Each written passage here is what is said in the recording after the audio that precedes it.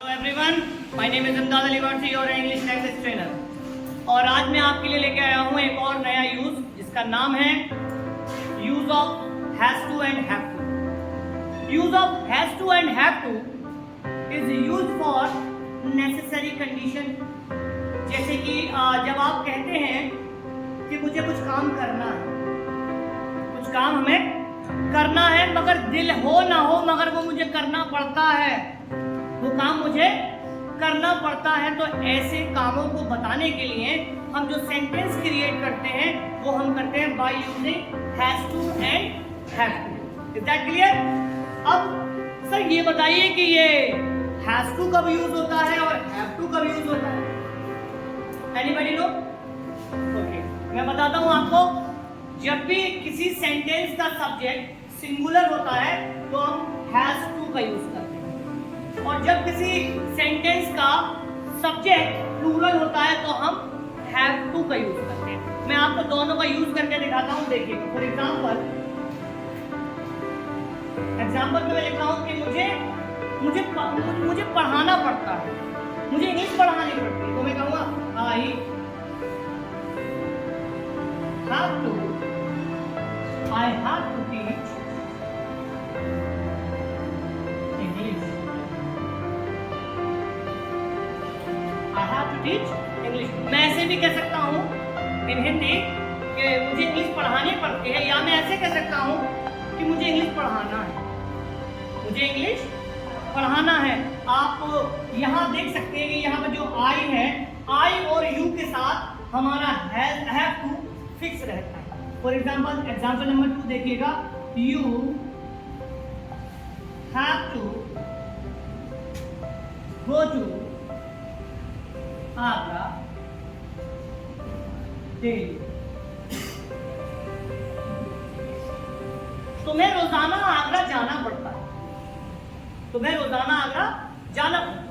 कोई है बंदा, वो आगरा में या एनी अदर सिटी कहीं पे काम करता है या कुछ भी करता है, उसको रोजाना वहां पर ट्रैवलिंग के लिए रोज जाना आना पड़ता होगा, तो वो इस तरीके से बोल सकता है कि मुझे यार आगरा जाना पड़ता है। तो मैंने 2 एग्जाम्पल आपको बताए। पहले एग्जाम्पल में आई और दूसरे में यू, इसलिए क्योंकि आई और यू के साथ हमेशा हैव टू का ही यूज होगा। Is that clear? Okay, now अब हम बात करते हैं शी।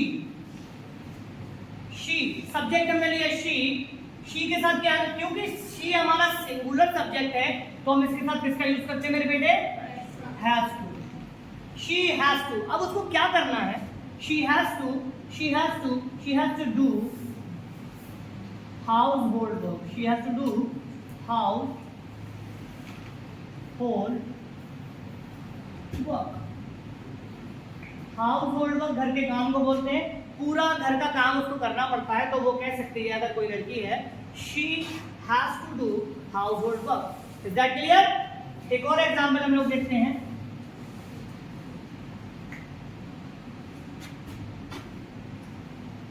और इस एग्जाम्पल में हमारा जो सब्जेक्ट है वो चेंज करते हैं। यहां लिखते हैं ही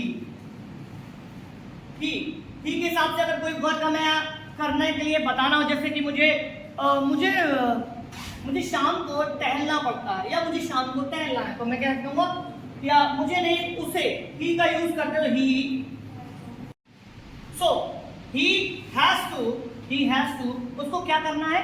ही has to play cricket. He has to play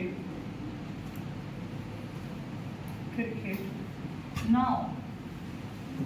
अब जैसे कि मैं कहता हूँ कि he has to play cricket now, अब उसको क्रिकेट खेलना है।